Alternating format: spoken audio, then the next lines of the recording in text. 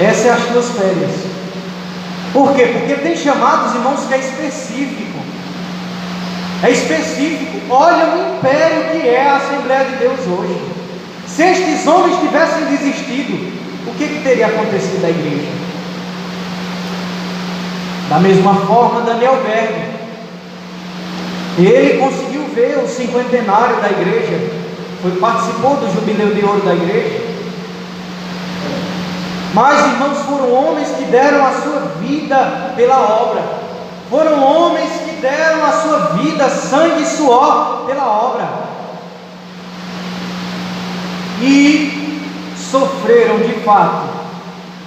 Mas o que eu acho mais interessante, no fim do livro, no momento em que Gunnar estava morrendo, ele estava na cama, muito enfermo, não podia falar, não podia se levantar, mas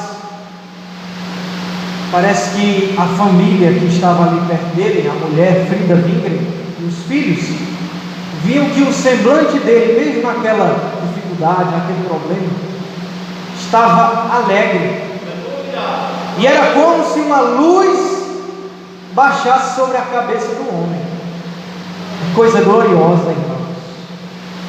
É coisa gloriosa. A obra de Deus é difícil, é uma luta travada, mas já diz o pastor José Wellington, Jesus é o melhor patrão, e Ele recompensa no momento certo. Aleluia, glória a Deus. Irmãos, no momento em que ele poderia largar tudo, deixar de mão, mas ele disse: eu vou permanecer fiel. Aleluia, glória a Deus. Que exemplo, irmãos. E eu fico pensando, meu Deus, se esse povo, se o Senhor permitisse que esse povo ressuscitasse e visse o que está acontecendo hoje, o tanto de Assembleia de Deus que tem aí nas esquinas, tudo fruto de divisão, tudo obra da carne, tudo desejo do ser humano. Fico pensando, meu Deus, como é que pode? Os apóstolos deram a sua vida pela obra, e ver a decadência que está hoje. É seríssimo, irmãos, isso. Verso de número 4, então, só para fechar, o verso 3, o que Paulo está querendo dizer é que não é fácil, é difícil, mas sofre como um bom soldado, a boa causa de Jesus Cristo. Oh, glória a Deus para sempre. Aleluia. Verso 4: ninguém que milita se embaraça com os negócios dessa vida, a fim de agradar aquele que o alistou para a guerra. Mais uma vez, o santo apóstolo trata sobre o contexto de um soldado e as suas atribuições para ser um bom soldado de Cristo. Nesse verso, o apóstolo trata de algo muito sério, a seriedade, a lealdade do soldado ao seu pelotão, ao seu comandante, aquele que o alistou para a guerra. O apóstolo, irmãos, trata de uma seriedade que o bom soldado deve ter. Aqui nós entramos, irmãos, em algo muito sério.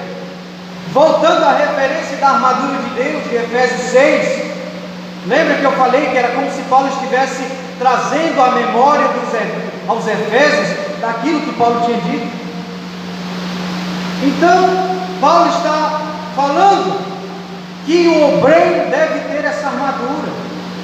Vemos, irmãos, que hoje muitos obreiros não possuem nem uma parte desta armadura. De forma breve, irmãos, eu quero aqui falar sobre os elementos dessa armadura. É lógico que se nós fôssemos falar só sobre isso, daria um tema, um sermão muito extenso. Mas o capacete da salvação, Efésios 6,17, trata-se, irmãos, da mente sã, da mente limpa que o cristão deve ter, tendo sua mente centrada no alvo, que é Cristo, a garantia da nossa salvação. O crente que tem o capacete da salvação, ele tem a sua mente sã. Aleluia! O crente que tem a couraça da justiça, Efésios 6,14, trata-se da vida reta que o cristão deve ter. A couraça protege, irmãos, a parte mais importante do corpo, está o coração e os órgãos vitais. Os dardos malignos não conseguem ultrapassar esta armadura. E os dardos malignos que vêm de encontro à couraça da justiça, que está no bom soldado de Cristo, são, por exemplo, frieza espiritual e outras doenças que vão ser jogadas contra o obreiro que está vestido desta armadura. Cingir os lombos com a verdade, isto é, o cinto da verdade. Efésios 6,14. Trata-se da estrutura necessária para edificarmos a nossa fé e desenvolvermos o nosso testemunho pessoal com a verdade, isto é, a palavra de Deus. A base para todo cristão é a palavra de Deus. A base para todo obreiro é a palavra de Deus. A espada do Espírito trata-se da arma principal do cristão nessa guerra.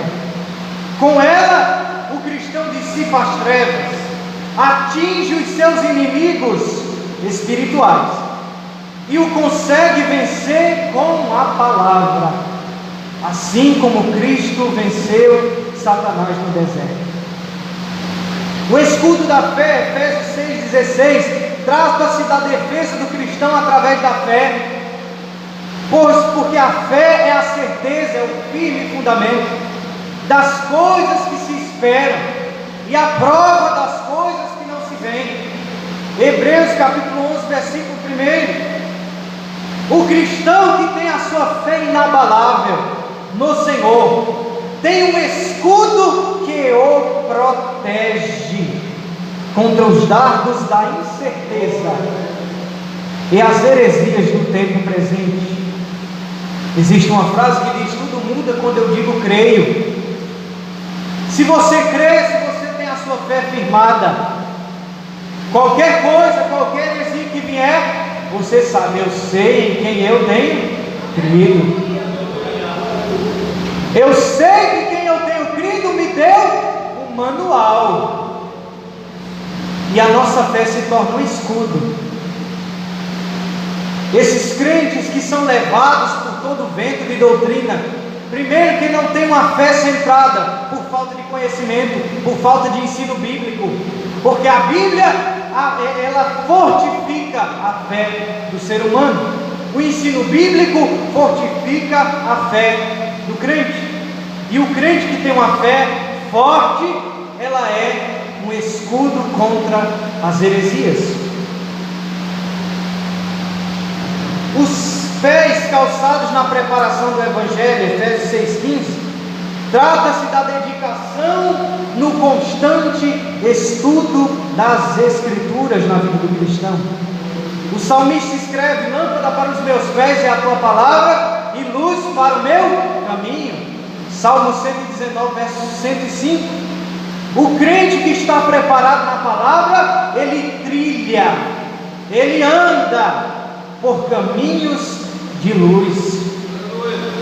A Escritura vai guiar o crente que tem os pés calçados nela pela verdade. Ele obedece os preceitos, os mandamentos, as ordenanças contidas na Bíblia.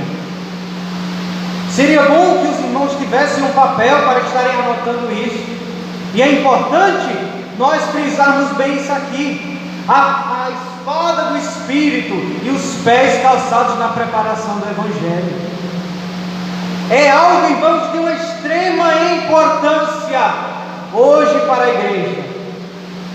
É algo muito difícil, irmãos, encontrarmos pregadores e obreiros que querem ser de fato bons soldados. Na verdade, querem ser soldados. Faz-me lembrar o exemplo de Gideão e os 300. A princípio, 32 mil soldados. Mas Deus, eu vou fazer aí um processo seletivo dentre esses 32 mil. Dos 32 mil só ficou 300. Porque eram covardes, porque eram medrosos, porque eram fracos, porque não tinham conhecimento militar, e também porque se tivessem desse tanto de gente e ganhassem a guerra, o povo ia dizer que não ganharam pela ajuda de Deus, ganharam pela própria força do seu braço. Muitos querem serem soldados, porém, irmãos, não têm o conhecimento mínimo, militarmente falando, para entrar em uma guerra. E nós estamos aqui falando de guerra espiritual, é luta contra as heresias, é luta contra os falsos ensinos. Este é o modelo bíblico de uma igreja primitiva, uma igreja que luta contra as heresias. Uma igreja primitiva não é uma igreja que tem profetada toda hora. Uma igreja primitiva não é uma igreja que tem campanha toda hora. Uma igreja primitiva não é uma igreja que não dá valor à oração, que não dá valor ao estudo da palavra. Mas uma igreja primitiva é aquela que dá valor à palavra de Deus. Quem pode glorificar a Deus por isso, irmão? Uma igreja primitiva, ela dá valor à palavra de Deus. Estamos vendo tanta ênfase em festa de irmã, festa de jovem, festa de não sei quem, pula tanto, roda tanto, fala tanto em mistério e não tem mudança de vida. Não adianta fazer essa festa. Faça uma escola bíblica de jovem, faça uma escola bíblica de obreiro, dê ênfase nos cultos de doutrina, porque tem pastor que não traz nada que preste em culto de doutrina. Ele usa o tempo de doutrina para contar história. Não deve ser assim, irmãos. Obreiros que querem serem soldados, mas não têm o conhecimento mínimo de teologia. E aí o povo diz: ei, aí é um negócio sério. Porque eu tenho medo de fazer teologia, já vieram dizer para mim. Tenho medo de fazer teologia porque esfria o crente. Disse: não esfria não, a teologia apaga o fogo estranho. A teologia apaga o fogo estranho. Uma pessoa que tem os seus conhecimentos, uma pessoa que pega num livro de teologia, não somente para ler, porque tem gente que lê e não pratica nada. Tem que ler e praticar, tem que ler e entender aquilo que está falando. Quando ouve falar: ó irmãos, aqui nós vamos ter um curso de teologia, corre, ninguém vem atrás dele, senão ele não faz. Nós estamos criando obreiros fracos de Bíblia,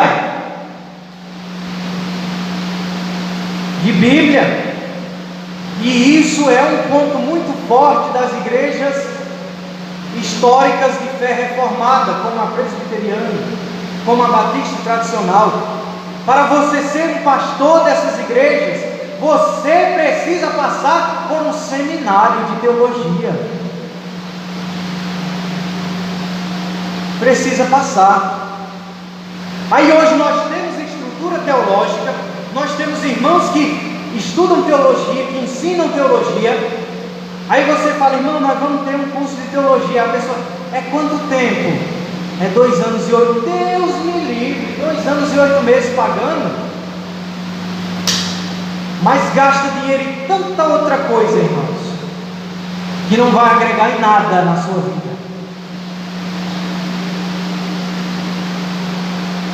Aí, sabe o que acontece? Na Assembleia de Deus, Ministério do Belém, São Paulo, para você ser diácono, necessita de um curso básico de teologia. Só se consagra a diácono se tiver teologia. E não é só para ter o diploma, é para estudar e saber o que está falando. Um bom soldado de Cristo, ele se prepara. Ele se prepara. O que nós estamos vendo é pessoas que ouvem 2 ou 3 pregações de não sei quem, que às vezes está ouvindo qualquer um que aparece aí na internet, que isso é um problema hoje, irmãos. Isso é um problema. Tem milhares de pregadores aí na internet. Milhares. Aí a Assembleia de Deus tem um monte de pregador sério, um monte de teólogos sérios, mas ele vai ouvir o quê? Pregadores reformados. Ele vai ouvir pastores que têm verdades contrárias à nossa crença, à nossa fé. E isso não contribui para a unidade doutrinária da igreja. É importante, os irmãos me suportem a falar isso. Os irmãos me suportem a falar tudo isso, porque é Bíblia. É Bíblia, eu não estou falando aqui nada de mim mesmo. Irmãos, muitos querem um microfone, um trabalho de ensino. Meu Deus, falta matar o outro, porque ele quer ensinar, porque ele quer pregar, ele quer falar, mas ele não sabe. Uma vez eu vi um vídeo, estava na escola bíblica, uma igreja aí. O tema que nós estamos falando é eclesiologia, né? A doutrina da igreja. Eu não sei como, logo quando começou a gravar, aí o pastor começou a falar do trato dos animais com o ser humano. Aí estava falando lá que os animais tratam bem, enfim. Aí do nada ele solta a icônica frase: porque eles são assim porque os animais têm alma. Eu digo, bati a mão na testa, sangue de Cristo tem poder. Pastor, vai falar em teologia para ele? Não, eu não tenho diploma, mas eu tenho conhecimento. Isso tem muito conhecimento. Coisas básicas, irmãos, coisas básicas.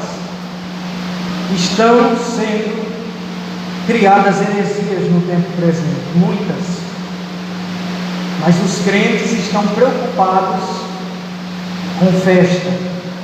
Os crentes estão preocupados com pregação. Pregação que não leva a nada, porque a verdadeira pregação, ela produz resultado na vida de quem está ouvindo.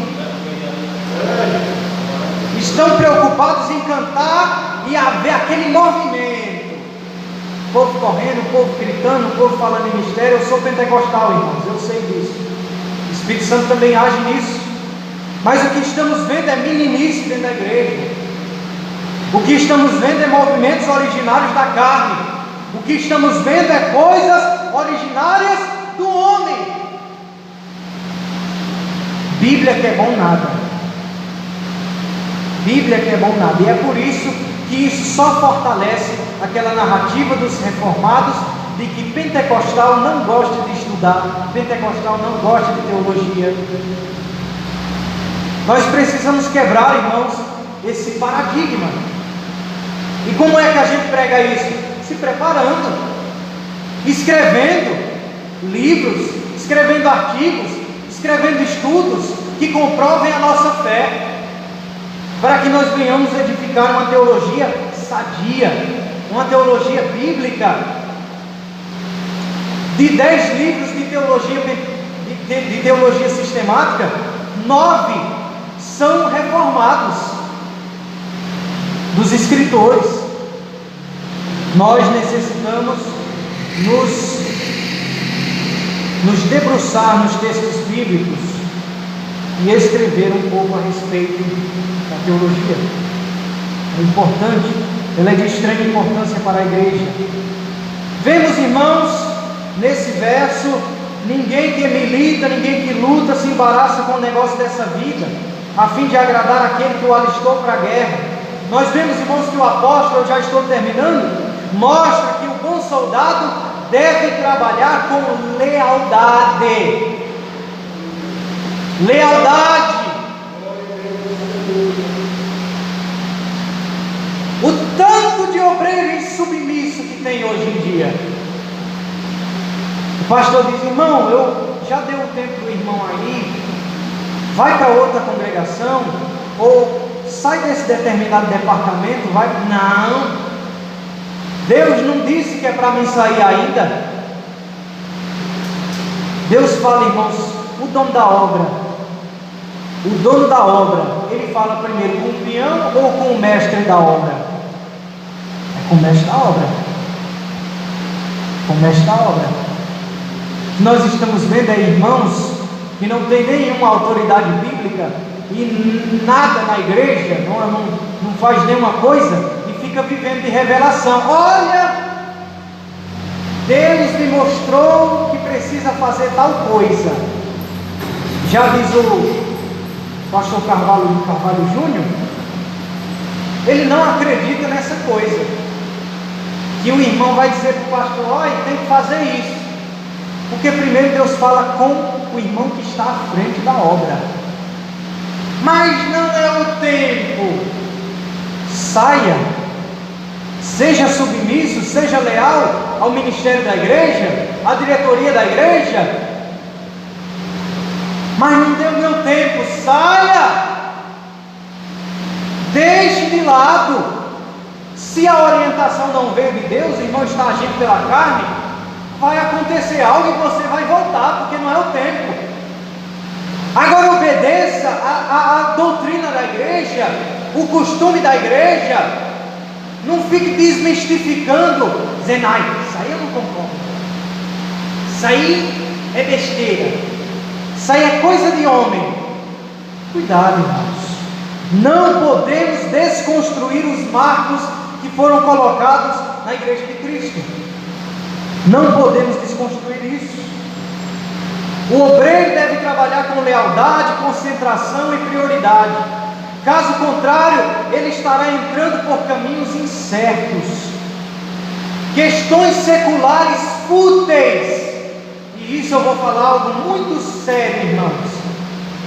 E alguém vai me chamar de religioso e santarrão, mas é necessário falar. Obreiros que estão correndo atrás de uma bola. Obreiros que estão deixando de vir ao culto por causa de um jogo de futebol. Não só porque ele está jogando, mas porque ele está assistindo. Irmãs que estão deixando de vir para o trabalho por causa de uma novela, por causa de uma série, por causa de um fala-fala, uma fofocaiada danada. O obreiro deve trabalhar com seriedade. Anos atrás, irmãos, era um escândalo você ver um crente jogando bola. É pecado? Não é. Eu não posso falar que é pecado jogar bola, mas não convém um servo de Deus, não convém um pastor de igreja estar no meio dos ímpios correndo atrás de uma bola, ou mesmo um obreiro.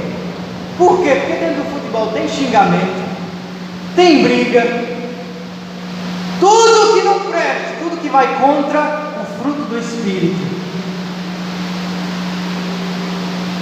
Obreiros que estão debruçados em cima de discussões inúteis. Eita, esse irmão não prega nada, esse irmão não fala nada. Agora, se fosse eu, a gente não pode ser assim, não, irmãos. Não podemos ser assim. Se Deus vê que nós estamos agindo com soberba, Deus vai lá na boca de fumo, salva o pior que tem lá, batiza no Espírito Santo e bota para estar aqui ensinando com humildade. Obreiros que estão envolvidos com comentários sobre a vida de A, sobre a vida de B. Obreiros que colocam o serviço secular acima do sacro ofício que ele desempenha na igreja. Aí, não, irmão, mas eu tenho que trabalhar, eu tenho que botar a comida na minha casa, sim. Mas tem gente que falta cair por cima do pescoço, como diz o ditado, para ganhar dinheiro.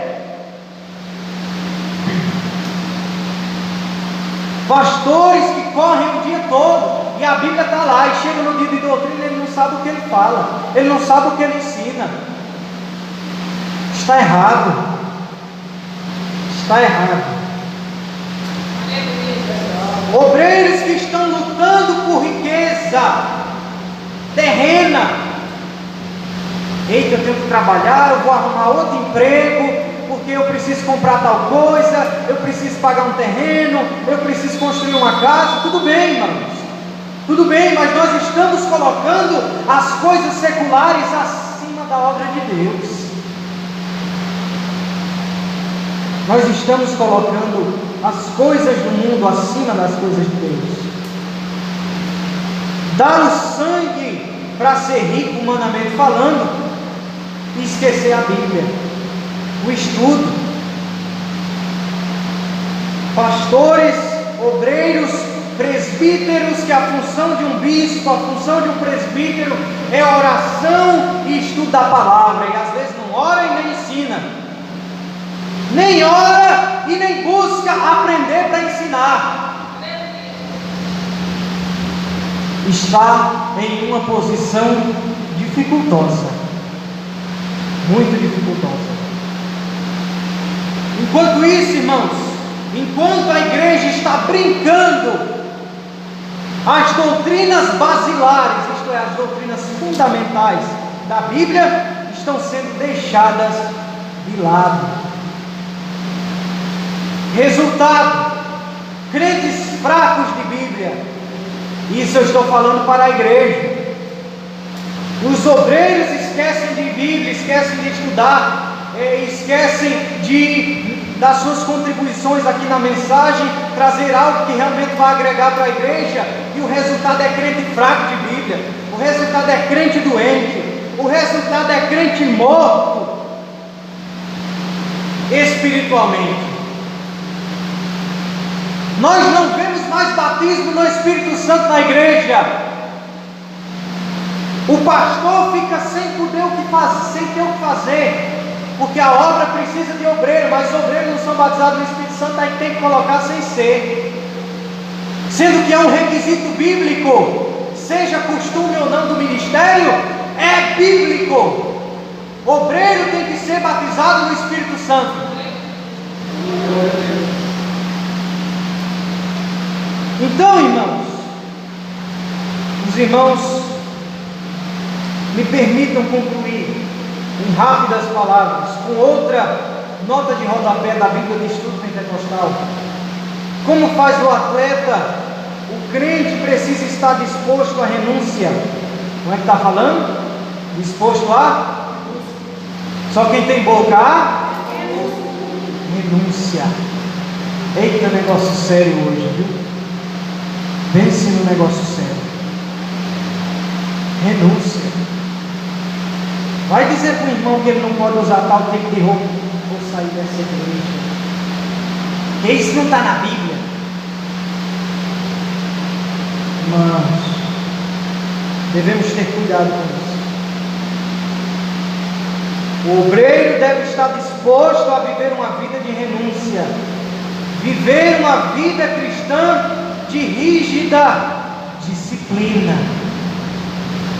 Rígida disciplina. Como o agricultor deve assumir o compromisso de trabalhar arduamente, e com isso em horários prolongados. Que possamos, irmãos, com a ajuda do amado Espírito Santo, cada dia observar e viver as maravilhosas orientações contidas na palavra de Deus, para assim procedermos de acordo com a sua vontade e sermos aprovados em tudo, agradando assim aquele que nos alistou para a guerra. Nós não estamos trabalhando para o pastor Antenor, nós não estamos trabalhando para o pastor Levi ou para o pastor Eliomar, nós estamos trabalhando para Deus, para Jesus. Para fecharmos, Tito capítulo 2, o versículo 8, linguagem sã e irrepreensível, para que todo inimigo seja envergonhado, não tendo razão de falar mal de nós. Deus abençoe a igreja, Deus abençoe o povo de Deus, os obreiros. Espero que tenha sido de grande aproveitamento. Os irmãos me perdoem a gente falar forte assim, mas é a seriedade bíblica, é o que o texto bíblico está nos dirigindo a falar, amém? Irmãos, com autorização do nosso pastor, tem aqui o meu livro. Esse livro fala sobre escatologia bíblica. Eu falo sobre os acontecimentos, arrebatamento da igreja, grande tribulação, tribunal de Cristo, enfim, etc.